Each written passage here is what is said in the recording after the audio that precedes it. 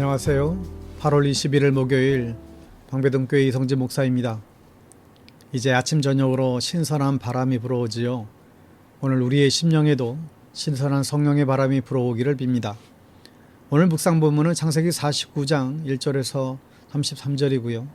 28절 말씀을 봉독합니다. 이들은 이스라엘의 12지파라 이와 같이 그들의 아버지가 그들에게 말하고 그들에게 축복하였으니 곧 그들 각 사람의 분량대로 축복하였더라. 아멘. 48장에서 야곱이 요셉과 손자들의 문병을 받았지요. 야곱은 작정이나 한 듯이 므낫세와 에브라임을 축복했습니다. 그것도 순서를 바꿔서 축복했지요. 자기 마음대로 한 것이 아니라 하나님의 뜻이라고 설명했습니다. 이제 49장은 본격적으로 야곱이 12아들을 축복합니다. 그 내용이 뭘까요? 아들들마다 그 축복이 다 다릅니다. 전에는 야곱이 그냥 맘대로 축복한 줄 알았어요. 근데 결코 그렇지 않습니다. 야곱은 맞춤형 축복을 한 것이죠. 28절에 보면 이들은 모두 이스라엘의 12지파이다. 이것은 그들의 아버지가 그들을 축복할 때의 한 말이다. 그는 아들 하나하나에게 알맞게 축복하였다.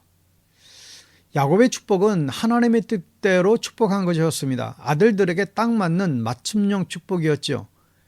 야곱이 편애를 많이 했다고 합니다. 만약 이 축복도 편애라면 누가 1번으로 나와야겠습니까? 요셉이겠죠. 그런데 1번은 다름 아닌 장남인 르우벤이었습니다. 야곱은 그 순서를 지켰습니다. 3절 4절에 보면 르우벤아 너는 나의 맏아들이요 나의 힘 나의 정력의 첫 열매다. 그 영예가 드높고 그 힘이 드세다. 4절 그러나 거친 파도와 같으므로 또 내가 아버지의 침상에 올라와서 내 아버지의 침상을 더럽혔으므로 내가 으뜸이 되지는 못할 것이다. 아멘. 여러분 우리가 자녀를 축복해야 합니다. 그런데 부모님들이 잘못하는 것은 자기 욕심을 아이의 축복이라고 기도하는 것이죠. 그건 자식에게 부담을 주는 부모의 욕심일 뿐입니다. 야곱은 있었던 일을 가지고 자기 아들들의 성품을 잘 파악하고 하나님의 뜻을 모으고 자기의 바램을 합쳤습니다. 여러분 우리도 자녀를 축복하고 또 부부를 축복하고 이웃을 축복할 수 있어야 됩니다. 여러분 행복한 가정의 특징이 있죠. 말이 달라요. 행복한 가정은 축복의 말을 합니다. 불행한 가정은 비웃는 말과 저주의 말을 하죠. 축복하는 가정에는 그 복이 임합니다. 어려운 일을 당해도 축복하는 가정은 그 어려움을 극복하고 일어나죠. 반대로 저주하는 말이 가득한 가정은 알아서 망하게 됩니다. 여러분들은 가족을 축복하고 있습니까? 축복하는 가정에는 복이 넘쳐요. 매일매일 가족을 축복하고 축복의 말을 달고 사시기를 바랍니다. 5절 6절을 말씀해 보면 시므온과 레위는 단짝 형제다. 그들의 휘두르는 칼은 난폭한 무기다. 나는 그들의 비밀 회담에 들어가지 않으며 그들의 회의에 끼어들지 않을 것이다. 그들은 화가 난다고 사람을 죽이고 장난삼아 소의 발목 힘줄을 끊었다. 시므온과 레위는 단짝이었고 세트로 축복을 했지요. 34장에서 보였던 세겜 살인 사건 때문에 그렇습니다. 이때 시므온과 레위는 세겜 사람들에게 할례를 받으면 사회를 받아주겠노라고 약속을 하고 화가 나서 사람을 죽이고 장난삼아 소의 발목 힘줄을 끊었습니다. 자기가 한 대로 축복도 받고 있습니다. 근데 칭찬이 하나도 없죠. 그런데 레위는 후에 성직자가 돼요. 마치 깡패가 손 씻고 목사님이 된 이야기와 비슷한 것입니다. 10절에 보면 임금이 지휘봉이 유다를 떠나지 않고 통치자의 지휘봉이 자손 만대기까지 이를 것이다.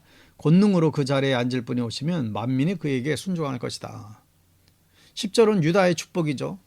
섬찟하도록 잘 맞는 말씀이죠. 다윗이 유다 지파였습니다. 다윗의 후손들이 왕이 되었어요. 야곱이 이 사실을 알고 축복했을까요? 아니에요. 이 축복이 하나님의 말씀에 근거한 축복이라는 사실을 비춰주는 것입니다. 유다가 이렇게 복받은 이유가 무엇입니까? 유다가 요셉을 살렸잖아요. 이집트의 노예로 팔아서 살린 사람이 유다였습니다. 베냐민 대침내 종으로 있겠다고 했던 사람도 유다였지요. 그러니 시문대로 복을 받고 있습니다. 26절 보면 너희 아버지가 받은 복은 태고적 산맥이 받은 복보다 더 크며 영원한 언덕이 받은 풍성함보다 더 크다. 이 복이 요셉에게로 돌아가며 형제들 가운데서 으뜸이 된 사람에게 돌아갈 것이다. 아멘. 요셉의 축복이 예상대로 제일 길어요. 르우벤이 큰 아들이어서 르우벤이 장자의 복을 받아야 합니다. 그런데 르우벤이 아버지의 첩인 비라와 동침을 해요. 그래서 그 장자의 복이 날아가 버리죠. 그래서 장자의 복이 요셉에게까지 날아간 것입니다. 그 복이 2배로 요셉에게로 간 것을 알 수 있죠.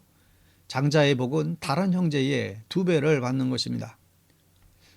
그러니 이게 뿌린 대로 거두는 것이죠.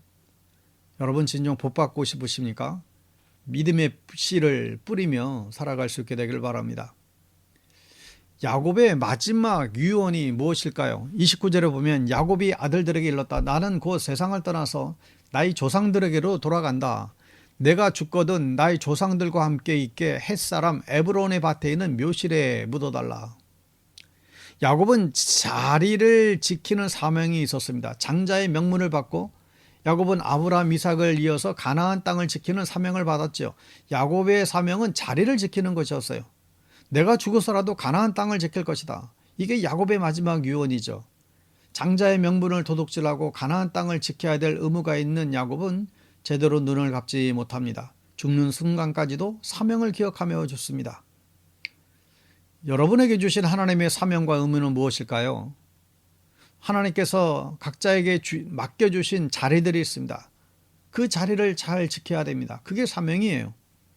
하나님께서 가정해 주신 나의 자리가 있죠. 그 자리에 나를 지키세요. 그 사명을 우습게 생각하지 마십시오. 아버지의 자리, 어머니의 자리, 아들과 딸의 자리, 이게 얼마나 중요한 자리입니까? 이 자리를 비우지 마세요. 그게 바로 사명입니다.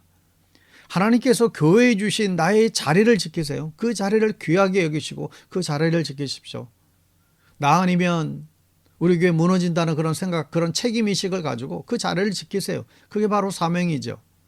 거창한 사명을 가지려고 하지 마십시오. 내가 돌보는 가족이 나의 사명이고 내가 섬기는 교회가 나의 사명입니다.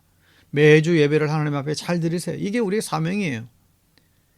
야곱은 죽더라도 자신의 사명을 지켰습니다. 하나님께서 맡겨주신 자리가 사명입니다.